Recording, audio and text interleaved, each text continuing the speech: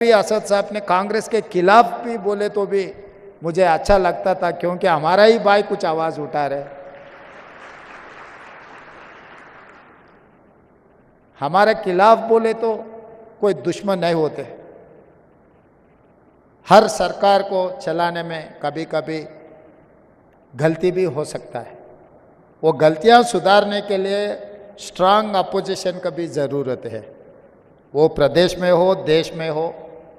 आज आप देखो लोकसभा में जनता के भाषण बोलने वाले बहुत कम हो गए। जहर फैलाने के लिए आपस में पंचायत लगाने का भाषण ज़्यादा हो गए। तेलंगाना से खासकर या कंबाइंड आंध्र प्रदेश में पिछले दिनों में अच्छा नेता लोग थे। जयपाल रेड्डी जी जैसे अपने तेलंगाना से आवाज़ उठाने वाले थे। आज के तारीख में तो बहुत कम हो गए।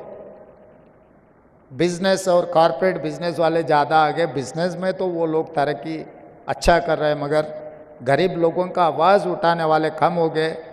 17 में एक ही दिख रहा है मुझे, असदुद्दीन ओवैसी जी, जो गरीब लोगों की आवाज़ बनकर वहाँ पर सुनाने के लिए जो कोशिश कर रहा है। असद साहब हमारे साथ दिए नहीं दिए वो अलग बात है। चुनाव के समय पर हम उनके तरीक़ा से हमारे तरीक़ा से हम चुनाव लड़ रहे हैं। एक बार चुनाव ख़त्म होने के बाद ऐसे कोई बात नहीं है। हम सब मिलकर 4 करोड़ तेलंगाना जनता को कुछ अच्छा के लिए, कुछ वेलफेयर के लिए, उन लोग डेवलपमेंट के लिए, हैदराबाद शहर को सुधारने के लिए हम लोग मिलके काम करने का ज़रूरत है। हम अलग अलग बैठकर अलग अलग सोचकर हम लोग कुछ किए तो इस शहर का नाम खराब हो जाएंगे। इसीलिए मैं एमआईएम पार्टी से पूछकर या उनके तरफ से कोई सुझाव आए तो भी हम लोग आगे पीछे नहीं कर रहे हैं। ईसा मुँह से रिवर जो बहुत सालों से वो एकदम खराब हो चुका है, उसमें जो शहर के जितना भी कचरा है उसी में आ रहा है। वो सुधारने के लिए हम लोग कोशिश कर रहे हैं। उनका मदद हम मांगे, वो लोग भी आगे आए। और गरीब लोगों को भी, जितने भी गरीब लोग हैं, डबल बेडरूम घर देने के लिए सरकार के तरफ से हम लोग कोशिश कर रहे हैं। उसका भी हम लोग सबका नामा ले रहे। जो गरीब है उन लोगों को सरकार के तरफ से जो मदद मिलना है हम लोग वो काम करने के लिए और कोशिश कर रहे हैं। तो इसीलिए आने वाले चुनाव में भी इस देश में, क्योंकि ये हिंदुस्तान अपना मुल्क है, इसको बचाने का जिम्मेदारी अपना ही है और कोई नहीं आएंगे इस दुनिया को, इस मुल्क को बचाने के लिए। जो जहर फैलाने के लिए, चुनाव जीतने के लिए कुछ कोशिश किए तो कोई गलती नहीं है, मगर चुनाव जीतने के लिए एक जहर फैला के अपने आपस में एकदम फिर कभी मिले नहीं मिले जैसा कुछ कामों करने के लिए जो लोग कोशिश कर रहे हैं, उन लोगों से बच के रहना है। आगे यहाँ से कोई भी अगर चुन के जा रहा है इस देश को बचाने के लिए, गरीब लोगों का आवाज़ उठाने वाले रहा तो और बेहतरीन रहेंगे। क्योंकि इस मुल्क को बचाने का आज़ादी हमने लड़के ला ली, इस मुल्क को बचाने की जिम्मेदारी भी अपना ही है। तो जैसे मौलाना रहमानी साहब जो प्रॉफिट मोहम्मद रास्ता जो दिखाए, वो रास्ता में गए तो इस मुल्क को बचाने के लिए कोई दिक्कत नहीं है। मैं यकीन से कह सकता हूँ एक अच्छा रास्ता में हम लोग चलना है। ये अच्छा रास्ता अपने को आगे अच्छे दिन लाएंगे। हम लोग सब मिलकर सबके साथ हम लोग ये सरकार चलाने के लिए, और यहाँ के पिछले हिस्ट्री भी देखो, 2 बार नायडू जी को जीता है, 2 बार राजशेखर रेड्डी जी को जीता है, 2 बार चंद्रशेखर राव को भी जीता है, 2 बार कांग्रेस के भी सरकार बनाने के उम्मीद है। ये 10 साल हम गरीब लोगों के लिए, गरीब तरक्की के लिए हम लोग कोशिश करेंगे। और ऐसे मौका बार बार आए तो मैं बहुत खुशी हो जाऊंगे, क्योंकि आपकी आवाज़ भी सुनने के लिए, मिलने के लिए एक अच्छा मौका है। इतने सारे स्कॉलर्स को मिलने का मौका कभी बहुत कम मिलते, ये अच्छा जो मौका मिला है। और जो ऑर्गेनाइजर से जो शामिल हुए बड़े नेता लोग, बहुत सारे जाने माने बड़े बड़े लोग हैं। हम ऐसी किस्मत है कि हम मंच पे बैठे हुए हैं, मगर मंच के नीचे जो लोग हैं हमारे से कोई कम नहीं है। और जिनकी रोशनी से इस दुनिया में अखलाक की रोशनी फैली। मोहतरम भाइयों, मोहतरम जनाब, हमारे बहुत ही मुअज़्ज़ज़ चीफ मिनिस्टर साहब जिन्होंने तकलीफ़ उठाई और आज के इस प्रोग्राम में यहाँ तशरीफ़ लाए, मोहतरम जनाब असदुद्दीन ओवैसी साहब, मुअज़्ज़ज़ रुकन पार्लियामेंट व सदर कुल हिंद मजलिस इत्तेहादुल मुस्लिमीन, मोहतरम जनाब शब्बीर अली साहब जो हमारी रियासत के बहुत ही फ़ाल और मुखलिस कायद हैं, मोहतरम जनाब फ़हीमुद्दीन कुरैशी साहब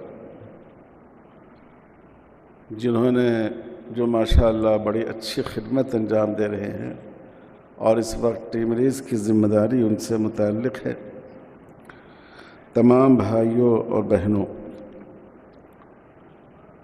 मेरे लिए बड़ी खुशी की बात है।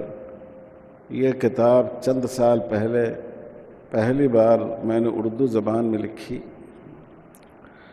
फिर इसका अरबी ज़बान में तर्जमा हुआ, वो हिंदुस्तान से भी शाये हुआ, अरब मुल्क से भी शाये हुआ।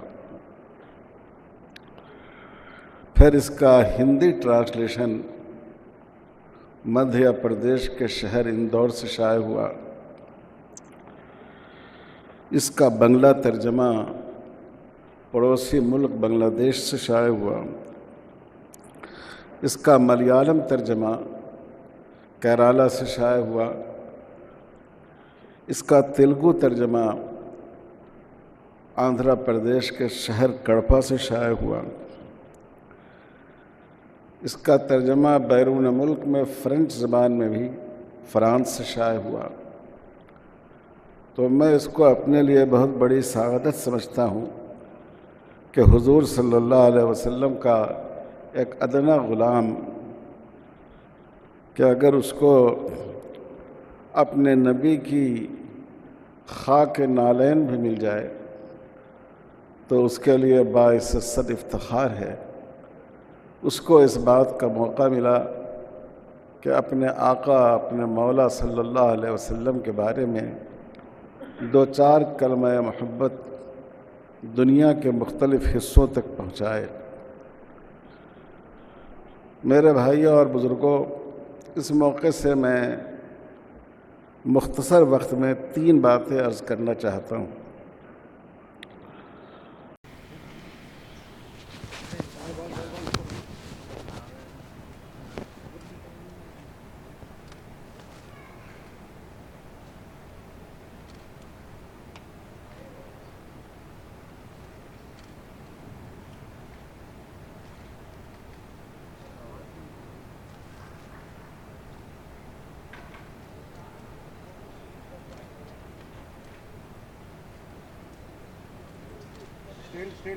पीछे आ जाओ।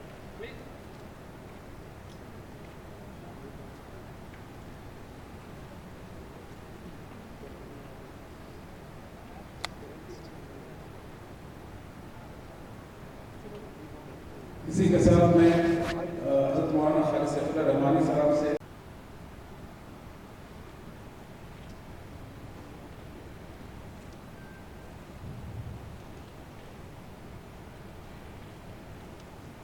और इसके बाद में मोहतरम जनाब खलील अहमद साहब जो अल्लाह इस्लामी हैदराबाद के ट्रस्टी हैं और जुबली हिल्स मस्जिद इस्लामिक सेंटर के ज़िम्मेदार हैं, उनसे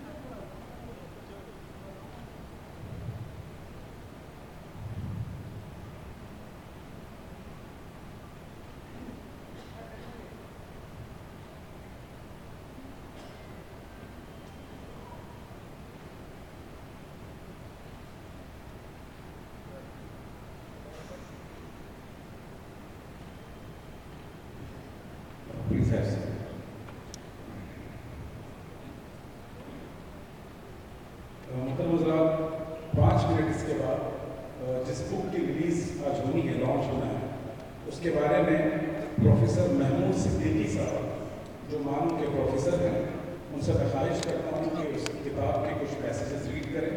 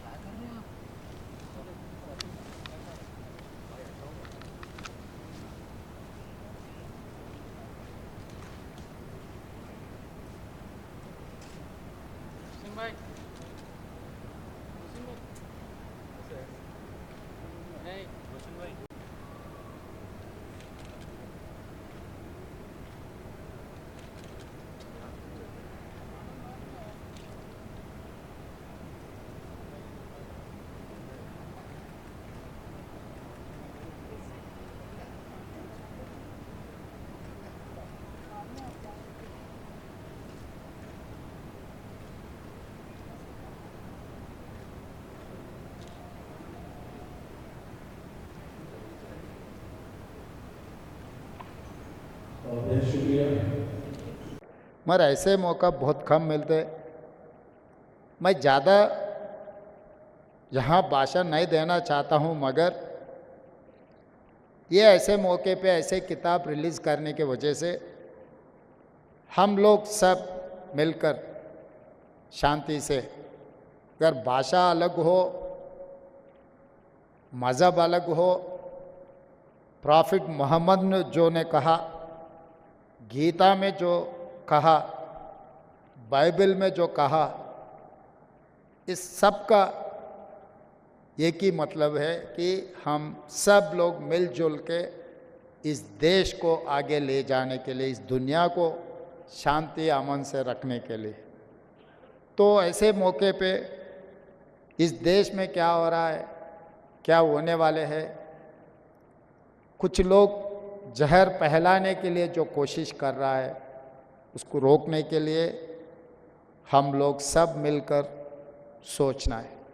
और दूसरी बात, मेरा दिल बहुत खुशी हो गया, all India Muslim personal law board president अपने शहर से, अपने भाइयों में एक ऑल इंडिया लेवल पे एक पोजीशन पे गया।